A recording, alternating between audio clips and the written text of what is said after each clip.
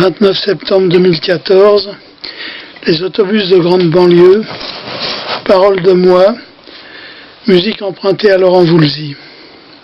Enfant, je regardais au loin, par les grilles au fond du jardin, vers l'arsenal de la marine, la fin de la guerre d'Indochine, et plus tard le grand terrain vague, entre les rameaux qu'on élague, au bout du parc de Versailles, la grande ceinture sur ses rails.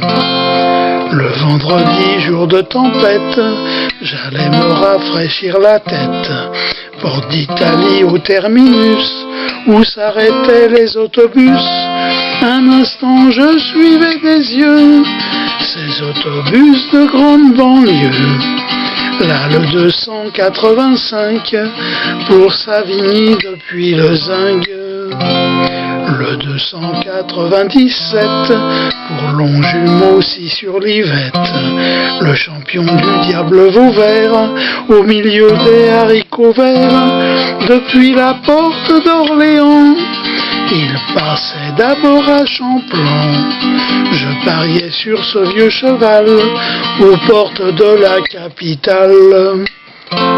171 ponts de Sèvres, comme un refrain au bord des lèvres. C'était une ligne à ma taille qui s'en allait jusqu'à Versailles, en remontant par la vallée, sous le viaduc de Viroflay, et vent debout toujours à l'ouest, avant de retourner sa veste. Au pont de Neuilly en voiture, pour s'évader dans la nature, j'y enfonçais les portes ouvertes d'anciennes grandes découvertes, car représenter sont inaptes les plus modernes de nos cartes. De Bougival à Saint-Germain, là où s'arrêtait le chemin.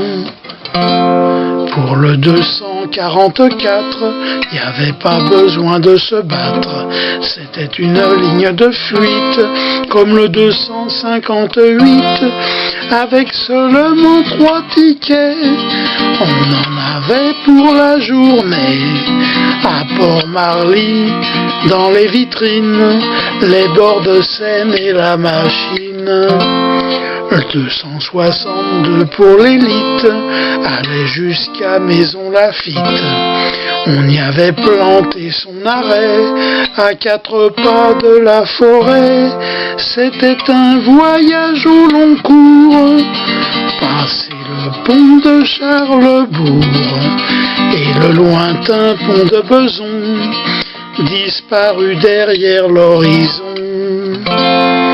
C'était devenu comme un rite pour moi de passer les limites, et juste en fermant les paupières, d'aller aux lointaines frontières, là où on oubliait Paris, perdu dans les intempéries, dans les steppes au bord de l'Essonne, où il n'y avait plus personne. Je n'avais pas laissé en plan les voyages de Magellan, ni jugé de trop grand format ce fait par Vasco de Gama.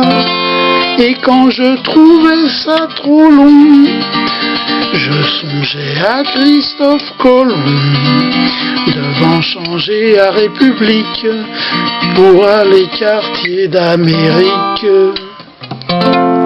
Tout ça se passait dans la tête d'un machiniste à la retraite, qui aimait conduire par tout climat ces autobus de cinéma, qui avaient encore plein les yeux des autobus de grande banlieue.